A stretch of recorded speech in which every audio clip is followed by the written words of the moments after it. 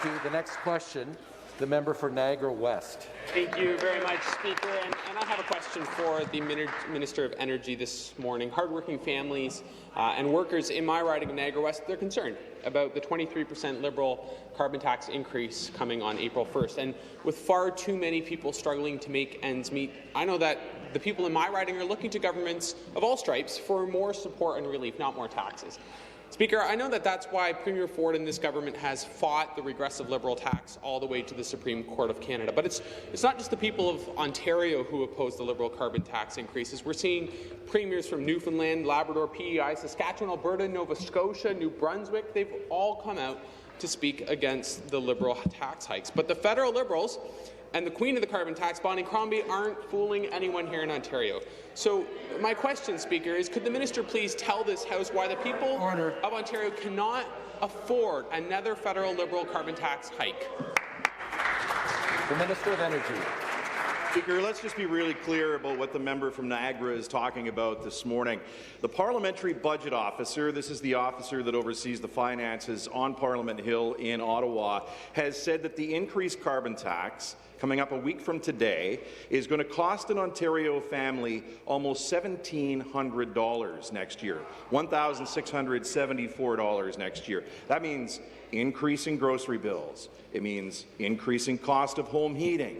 It means increases certainly at the gas pumps as well as you're filling your vehicles.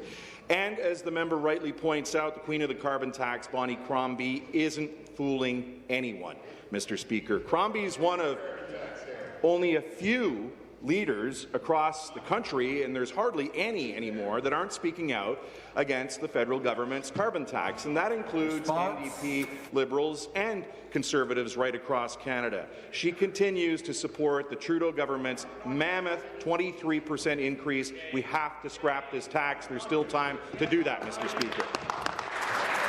The supplementary question. And I want to thank the minister for his response. It really is hard to believe that Bonnie Crombie or anyone else, frankly, is still able to support the job-killing, Liberal, regressive carbon tax. And it's not the first time that we've seen Bonnie Crombie step forward to support this regressive tax. As a Liberal MP, we saw that Bonnie Crombie was one of the first people in Canada to back one of the most extreme Liberal carbon tax policies that were ever proposed.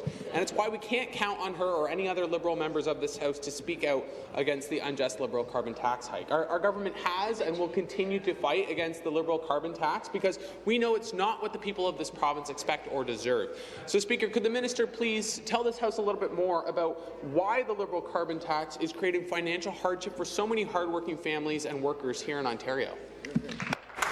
Minister of Energy. Thanks again, Speaker, and thanks to the member from Niagara. We're urging the federal government to treat Ontario families fairly. The Liberal caucus here in Ontario doesn't seem to understand that. They're in full support, actually, of the federal government's carbon tax. As a matter of fact, in a comment made last week by the federal Environment Minister, Minister Guilbeault, he said it's my understanding of her position, speaking of the queen of the carbon tax, Bonnie Crombie, that she was happy to fall back on the federal system, Mr. Speaker.